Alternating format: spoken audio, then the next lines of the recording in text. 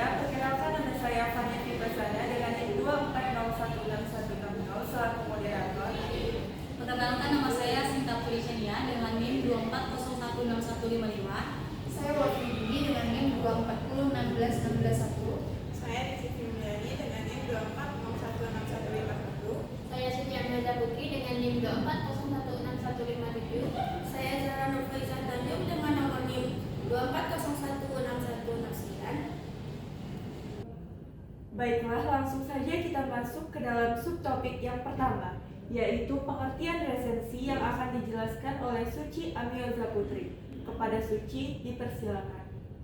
Yang pertama yaitu pengertian resensi. Kami menyimpulkan dari 4 ahli. Yang pertama itu Boris Perov, yang kedua WJS Purwadarminta, yang kedua Yus Busyana, yang keempat Panuti Sudirman. Resensi adalah ulasan atau penilaian terhadap sebuah karya yang mencakup pembahasan tentang kelebihan, kekurangan, tema, serta isi karya tersebut dengan tujuan memberikan gambaran dan rekomendasi kepada kalian mengenai nilai karya tersebut. Selanjutnya, subtopik yang kedua yaitu struktur resensi yang akan dijelaskan oleh Sinta Putri Chania. Kepada Sinta, dipersilakan. Terima kasih kepada moderator. Materi selanjutnya adalah struktur resensi. Yang pertama adalah identitas. Identitas dalam resensi buku mencakup pada judul, pengarang, penerbit, jumlah halaman, dan tebal buku. Yang kedua adalah orientasi buku. Nah, orientasi buku pada resensi ini terletak pada paragraf pertama yang berisi tentang penjelasan dan kelebihan dan kekurangan pada buku. Yang ketiga adalah sinopsis. Nah, sinopsis ini berisi seluruh ringkasan yang dimuat oleh berdasarkan pemahaman penulis. Sekian, terima kasih. Baiklah, penjelasan struktur resensi akan dilanjutkan oleh Ricci Trimulyani. Kepada Ricci, dipersilakan.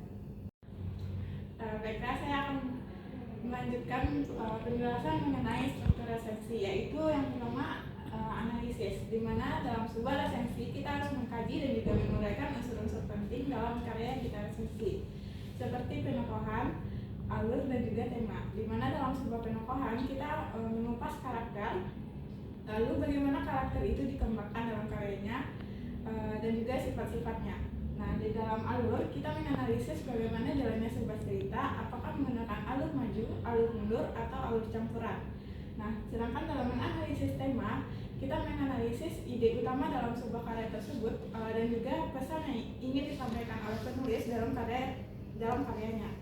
Nah, yang terakhir adalah evaluasi. Seperti yang kita ketahui bahwa resensi berisi pendapat mengenai kelebihan dan juga kekurangan dalam karya yang akan kita resensi. Di dalam kelebihan itu mencakup bagaimana kekuatan dalam sebuah cerita, gaya bahasa yang digunakan mungkin mudah dipahami oleh para pembaca. Selanjutnya kekurangannya yaitu mencakup kelemahan dalam plot cerita atau karakter yang kurang dikembangkan dalam sebuah cerita tersebut. Nah, sekian dari saya. Terima kasih. Selanjutnya, yaitu subtopik tujuan resensi yang akan dijelaskan oleh Wafi Yudini. Kepada Wafi, dipersilakan. Baik, terima kasih kepada moderator yang telah mempersilahkan saya untuk menjelaskan tentang materi kita, yaitu tentang tujuan resensi. Yang pertama yaitu memberikan informasi, itu memberikan gambaran tentang karya yang jelas, termasuk sinopsis, latar belakang pengarang, serta informasi tentang penerbit dan edisi. Yang kedua, memberikan pandangan lain, yaitu memberikan perspektif yang lebih luas tentang karya yang jelas, termasuk menganalisis kelebihan dan kekurangan, serta mengevaluasi nilai artistik, aktivis, dan intelektual. Yang ketiga, mengajak diskusi, yaitu mengajak pembaca untuk berpikir atau berdiskusi lebih jauh tentang tema atau isu dari karya yang diangkat. Yang keempat, memberikan bahan pertimbangan, yaitu memberikan bahan pertimbangan untuk membuat keputusan tentang tema, tentang karya yang diulas, termasuk apakah karya tersebut layak dibaca atau tidak. Sekian penjelasan dari saya. topik yang terakhir adalah contoh resensi.